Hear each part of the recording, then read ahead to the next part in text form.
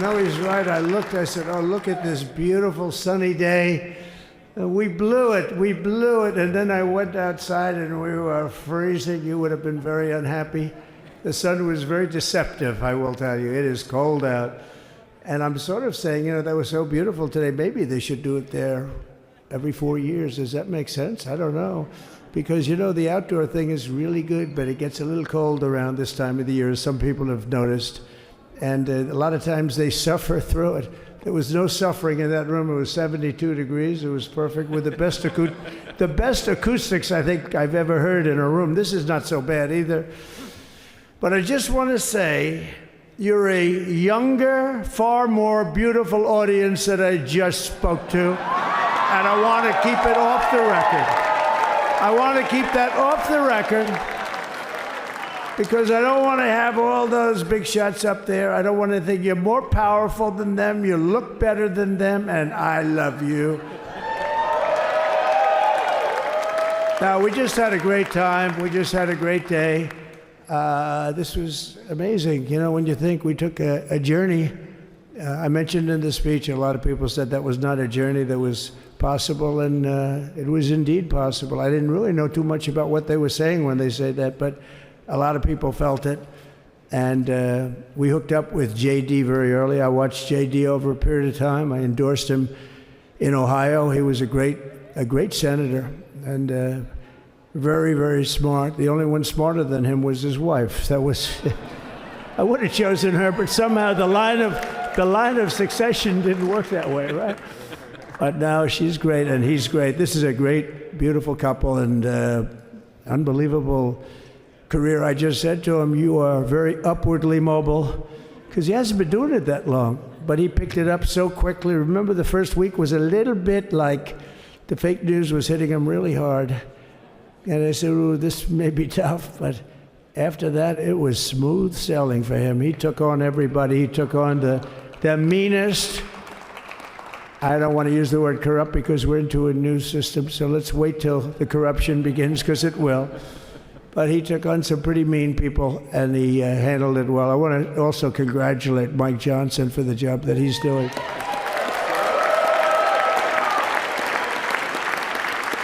Steve, we gave him a majority of almost nothing, and then I said, to make it tougher on him, let me take 2 or 3 of the people, right? I said, he'll only have to suffer with that for about 3 months. How are they doing, by the way? Is that moving along? Totally unified. I said, do you mind if I take this one, that one, and a couple of others? He didn't mind. He can handle it. No, he's a man that's liked by everybody. I've never met a man like this. You've got how many is it, 219 or 220 or something? 220. And of the 220, 219 really like him. I noticed he got 1 negative vote once about 2 weeks ago. But I think even 220 like him, if you want to know the truth. And that's very unusual. I know a lot of nice guys in Congress, and they have 35 people that hate him. So if you have 35 people that hate you and you only have 1 or 2 or 3 votes, you'll have 5, I think. But that's going to be like, the good news is when we get to that 5 number, it's going to feel like a massive majority. You could be really nasty to a couple of them at least. So it's going to feel like hitting your head on the wall and stopping. It feels so good to stop, but he's done a fantastic job. And Steve Scalise he's our hero because, I was with him. You talk about being shot. I was with him. He got some bad ones, and his incredible wife, and she really loves him. You never know about that. I've been with other people. They were doing poorly, and the wife is like looking at a watch. She can't get out of the hospital fast enough. How's he doing? Oh, I don't know. He's all right. That woman was a mess. She was crying and crying. No, they're going to take him. They're going to take him. I told Steve when he finally woke up, it was a while, too. The doctor told me it was the most blood they've ever transfused in any patient. They've never done anything like it. And here he is, the picture of strength, right? And he's been a great friend of mine, right? With a family, because of a family. And what a job you did. It worked out pretty much better than we even thought, right? And I did have a couple of things, to say that were extremely controversial. And between J.D. and Melania and anybody else that heard, please, sir, It's such a beautiful, unifying speech. Please, sir, don't say these things. I said, I'm telling you, it's going to play great. They say, you're right. For this group of people, it's going to play great. You're the only ones I hurt by not, oh, but we had some beauties, didn't we, Melania? She said, sir, calls me sir when she's angry. No, I'm only kidding. I better say I'm only kidding, or the press is going to pick that one up loud and clear. No, but she said, no, I think it would be terrible. It's such a nice speech. I think it's, it all depends on your delivery. How was the delivery? Was it good? But she said it's such a beautiful speech. You can't put things in there that you were going to put in. And I was going to talk about the J6 hostages, but you'll be happy because, it's action, not words that count. And you're going to see a lot of action on the J6 hostages. See a lot of action. And I was going to talk about the things that Joe did today with the pardons of people that were very, very guilty of very bad crimes, like the Unselect Committee of Political Thugs, where they literally, what they did is they destroyed and deleted all of the information, all of the hearings, practically not a thing left.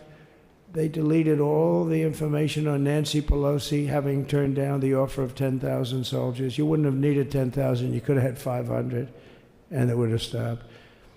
Because we may have had 1 million people that day, the people that were there. You don't see any photographs, but we have a lot of great photos. But you don't see those photographs. They don't put them in. They show the people at the Capitol. But I was talking about that. I was going to talk about that. They said, please don't bring that up right now. You can bring it up tomorrow. I said, how about now in front of I'll bring it up right now. This little time delay is good because we're getting great reviews on the speech. Now watch. They'll take the speech and say, I didn't like it because he left there and he talked to people. But we're giving you a little more information than we gave upstairs. But no, they pardoned a lot of people. They pardoned, before we even get to today, they pardoned, 33 murderers, absolute murderers, the worst murderers. When you get the death sentence in the United States, you have to be bad because they don't give it much. And he pardoned almost everybody having a death sentence. And if you went through the crimes that were committed, you wouldn't even believe them. The level of violence, the people that were killed, the innocence of people that were killed, and children killed by these people. And he pardoned them for whatever reason. He spared them, but they didn't spare the people that they killed. And who knows what happens in the future. It's one of the worst because a lot of times they let them out early after that. They say you're going to be in for life, but then all of a sudden they get let out for good behavior, and then they go on a rampage. It's one of those little things, right? But I was going to talk about that. But I was really going to talk about the level of, what's going on. Why are we doing this? Why are we trying to help a guy like Millie? Why are we doing Millie? He was pardoned. What he said, terrible what he said. Why are we helping some of the people?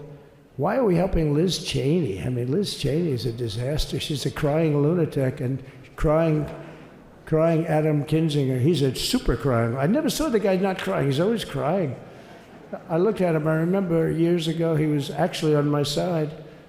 And then one day, when you don't want to kill people in wars, they turn against you. Liz Cheney hated the concept of not going to war with everybody. Let's kill everybody. Let's spend a lot of money on military equipment, where her father works, right? And but what she did was incredible. Think of it. They destroyed and deleted all of that information that went on for almost 2 years against Trump. And the reason they did, because it was all false. Like the person that said, I tried to strangle a Secret Service agent. That's one of the toughest human beings I think I've ever seen. I actually had a friend saying, please don't change that, sir. You are the coolest sucker in history. Remember, she said, I put my hands around his neck because he wouldn't go to the Capitol. Made up fiction. And I was rebuffed. And the guy on the right is a massive weightlifter. probably stronger than me. Do you think he's stronger than me, honey? You know who I'm talking about. Possibly stronger than me. Slightly younger than me, like, I won't say how many years because I don't want to talk about that, but a lot of years. But I had a friend that said, why are you disputing that story? That's the coolest story I've ever heard. That I would attack a karate champion, get slightly rebuffed, and then throw my arms around a guy with a neck about this big. Even though there are bars, there are bars, you can't really do that anyway. So I wanted to talk about that. But all of that stuff got deleted. And the reason it got deleted is they were all caught in lies. Secret Service testified, and they said it didn't happen. Actually, the two guys were very embarrassed. They're suffering because their friends are saying, did Trump really do that to you? But they gained a whole new respect for me. But it was just make-believe stuff, and there were a lot of make-believe stories made up. So rather than suffer the wrath, like the story with Nancy Pelosi, I offered her 10,000 soldiers. She knows it. She admitted it on tape that her daughter made. She's a videographer or whatever you call her, which I'm glad she is. Oh, she can't be in good stead with Nancy. But Nancy said it was my responsibility as she's leaving the Capitol. She said it was, and it was. She's in charge of security at the Capitol. But I offered them up to 10,000 soldiers, even more. One time I said more, as many as you need. But you needed 400 or 500. If 4 or 5, you 10,000, that would be more than the number of people there by lot. But we offered her 10,000. Think of it, 10,000 soldiers. In other words, J6 wouldn't be J6. There would have been no J6. But she rebuffed them. She didn't like it. No, she didn't like it. Maybe she wanted that to happen. But she's guilty as hell. And now we would have to go through the process because they destroyed all evidence. They deleted everything. There's virtually nothing left. The other fake story and so many other fake stories. And many people came out on our side. And those people now would got to find them. There's nothing left. So that's a criminal offense. If that were a civil case, it would be a criminal offense. If that happened civilly where you did that, it would be a criminal offense. So I decided I'm not going to make this speech complicated. I'm going to make it beautiful. I'm going to make it a unifying speech. And then when they said we have a group of people that are serious Trump fans, I said, this is the time to tell those stories.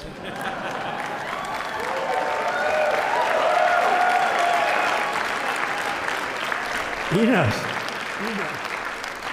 So anyway, but seriously, I'd like to, I think it was a tremendous success. I think we're very lucky we put it inside because it is really cold. We just went to the helicopter out of respect to something that's taken place for a long time. I guess it's as old as helicopters. You used to get into a stagecoach, now you get into a helicopter. Times change. But it's pretty old custom.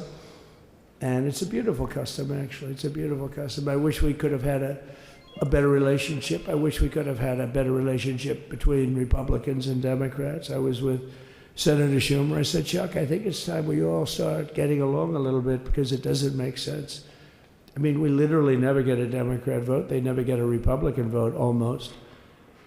And although there is a bill coming up very shortly that we have a lot of Democrat votes, right? That's going to be a very beautiful bill. We're going to have a deciding, I would say, within a week or so, I think. And it's going to be a very good bill. You all know what I'm talking about. So I just want to thank you all for being here. You have been our fans from day one. All these people all over. You've been our fans. This has been there's never been anything like it. There's never been anything like it. This has been a movement like no movement ever in history for probably any country, let alone this country. You know, if somebody's running for president, and if they go out and they announce they're going to Arizona, they're going to Nevada, they're going to someplace, if you have 200 or 300 people, that would be standard. Ronald Reagan would go out. I mean, outside of the last couple of days where people get a little excited, but even then you have a couple of thousand people. But if you're going to go someplace, any place, any one of the swing states, any one of the other states. I mean, how about the non-swing states? We won Alabama by 48 points. We won Tennessee by massive numbers. Wyoming, we won by numbers that are, nobody's ever seen numbers like that. And, places like California, we did great, but when they send out like 38 million ballots, nobody knows where the hell they're sending them, and then they come pouring back, the whole thing.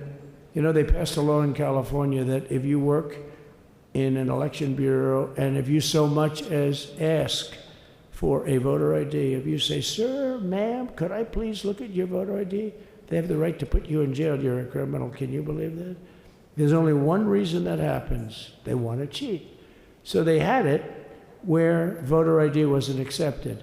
But now if you even ask for it, this is seriously a bill that was just signed, passed in their legislature, and it was signed. And I think when we get things cleaned up and we get back to a little bit of normalcy, I'm going to ask the speaker to really get involved, because I think we would have won the state of California, because, if you look at my numbers with Hispanic, we're at 56%, and we won the Texas border that had never been won, as the governor said. He's doing a good job, the governor, by the way, of Texas. But as the governor said, it hasn't, oh, did I get lucky? Did I get lucky? Supposing I said, he's not here, but the governor of Texas has done a terrible job. Wow, look at you. You mean we couldn't get you up in the front row? I tell you. Supposing I said, J.D., the governor of Texas, is not doing his job. You heard what I said. See, I didn't know you were there. I said he's doing a great job. He's doing a phenomenal job. But now you're going to have a partner that's going to work with you, because you didn't have, not only didn't he have a partner, he had people selling the wall, right? We have a fence structure that we worked on, the governor worked on with me. And I didn't love it, to be honest with you. I wanted a nice precast concrete, 40, 50 feet high, like a beautiful, could have been a T-shape, Y-shape. I love construction. I wanted that sucker to go up maybe 50, 60 feet. It would have looked beautiful, a nice Y shape. And they said, the problem is, sir, they climbed that like a rabbit. I said, what do you mean? No way. And they brought some of these guys out. They climbed it like... And the other thing is you hit it with acid and the thing will disintegrate. They have things for concrete. So they needed very hardened steel, very special steel. And then they needed 7,000-pound concrete inside that steel, inside that steel. And then they have a rebar that's the toughest steel made. Very hard to cut. So this is why very little is cut. I mean, it's right. And then they put a anti-climb panel on top. I hated it. I said, it's so unattractive. And I said, why would that work? I don't believe it works. And I went to watch the Border Patrol, gave a display. We had actually two sets of climbers. The guys that climb up walls with drugs on their back, I mean, they got like 60, 70 pounds of drug, and they go as fast as you can walk. They go bip, bip, bip. Or we have Mount Everest type climbers. And honestly, the drug guys were much better. I couldn't believe it. The drug guys blew them away, right? But it's true, the anti-climb panel, they couldn't get around it. They just couldn't. You didn't have it. So sometimes you sacrifice beauty for efficiency, and we did. So we built this wall, and we built over 500 miles of wall. That's why we had such good numbers. The famous chart that came down, very thankfully, the chart that came down on my right, Governor. Had I not looked over there, I'm not speaking right now. You might be speaking here. You want to know the truth? You, JD, and we've got a lot of great people in this party, but I got very lucky, but we had the best numbers we've ever had. But I bought, what happens is when you fill it up, it's like water. You fill it up. Now we have 571 miles of wall. And they would always say, when we renovated a wall, so there'd be like a piece of plywood sitting there for 60 years, or a 2x4 sitting for 60 years on the ground and rotting.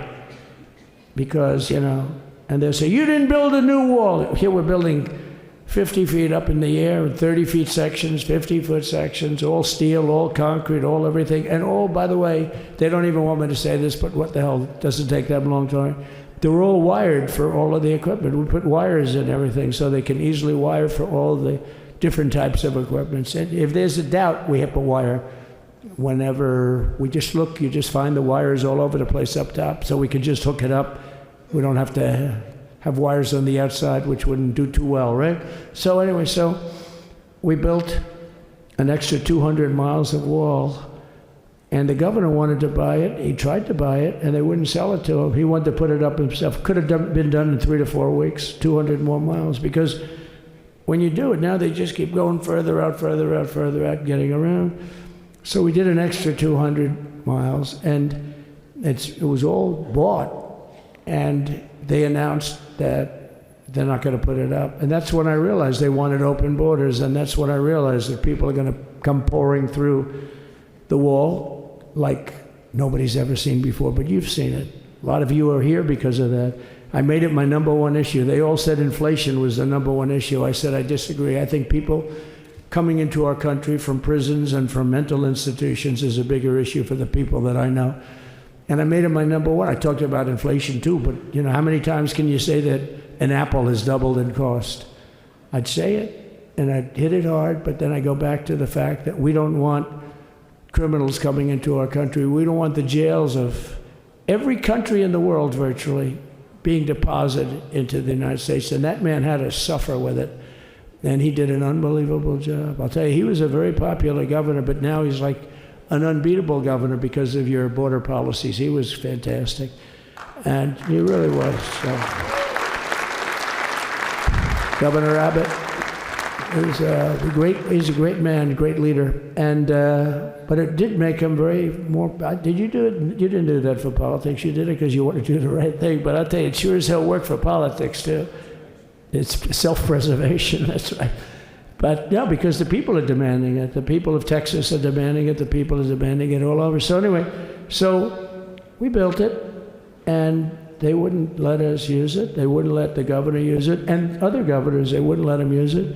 But he was the leader of the pack and did a great job. And then we heard about a month ago that not only wouldn't they let us use it, they were selling it. They were going to sell it for 5 cents on the dollar. Now, 5 cents on the dollar then, but today it would cost more than twice as much to build because we bought it like 6 years ago.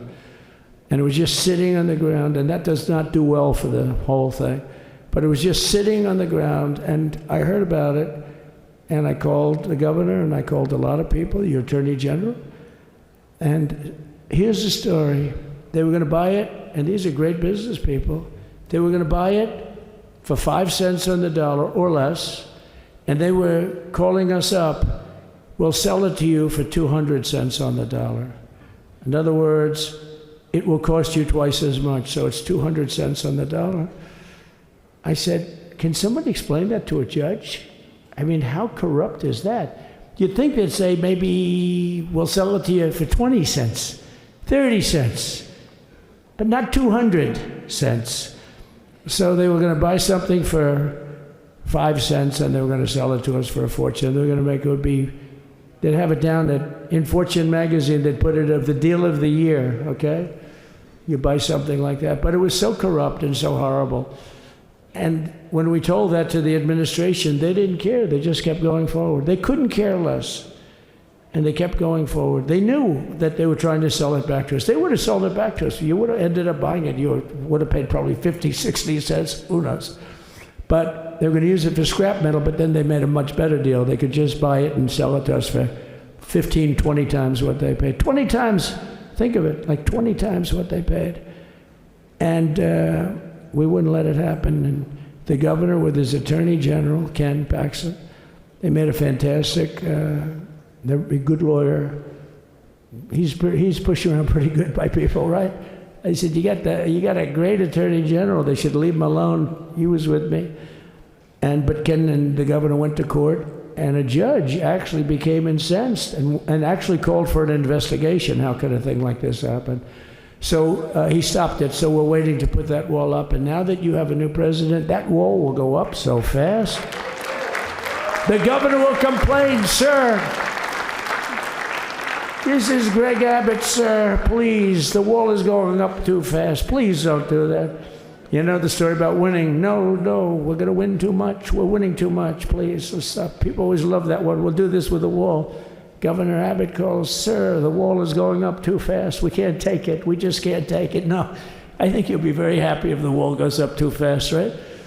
But we'll get that done, and we'll work with you on that. But it was a great decision by a great Texas judge, right?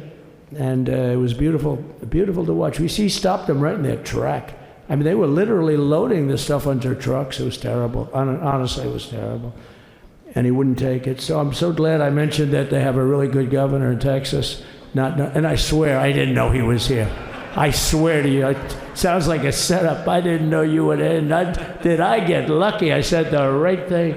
Because there have been moments when I wasn't so happy with him, you know? But not too many, I can tell you that. So anyway, it's good to see you too, Governor. Great. But I just want to thank everybody. You've been incredible. I recognize so many of you. It's so crazy.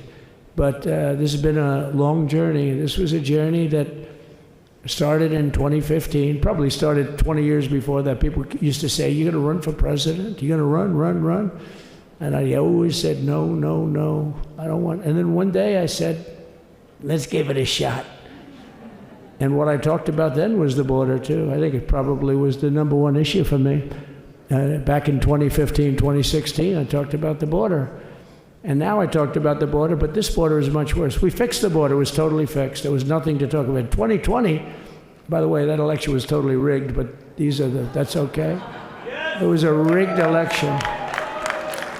You know the only thing good about it? It showed how bad they are, showed how incompetent, and frankly, historically, this is a much bigger event. If that would have gone like it should have, the bad thing about it is some bad things happened, like a lot of people in our country that wouldn't be in our country right now. So you know that's the bad part.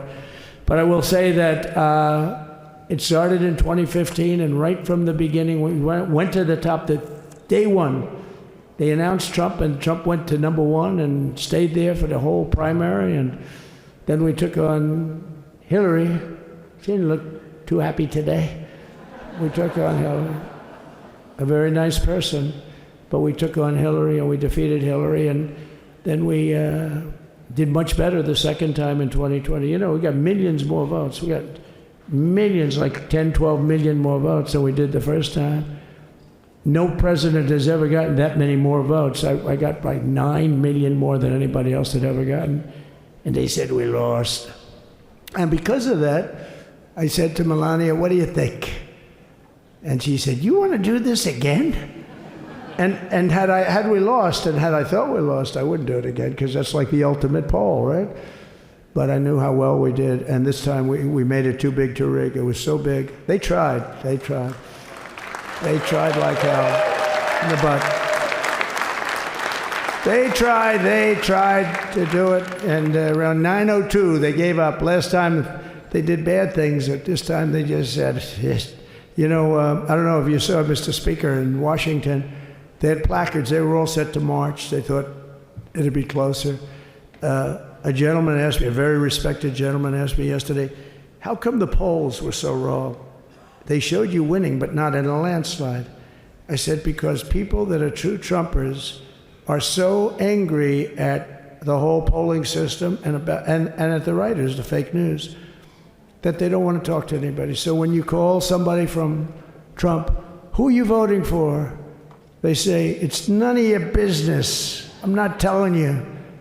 And that was probably 40% of the people they called.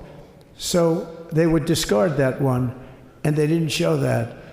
And then when the election happened, you know, the vote came, and it was much different, much higher than, we're going to win, but they really thought, they couldn't believe. The one man said, I mean, it was so much higher. We won all 7 swing states. We won the popular vote by millions of votes, which is hard for a Republican. I'll tell you who came through. The unions came through. The autoworkers were great. The Teamsters were great. The firemen were great.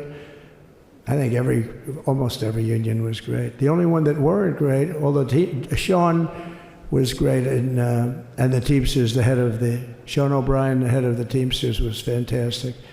But generally speaking, the head of the union was against Trump, but the union would be with us for like 85%. Look what we did with the autoworkers in Michigan. Look what we did with the Teamsters. The Teamsters were unbelievable. They were a solid Democrat vote, and they voted for Trump. So we had a great experience. This has been, now we have to go to work and get it done because we have to do something that's going to be great. We're going to turn our country around, and we're going to turn it around fast. And I think this was a better speech than the one I made upstairs, okay? I think this was better, JD. I think this was much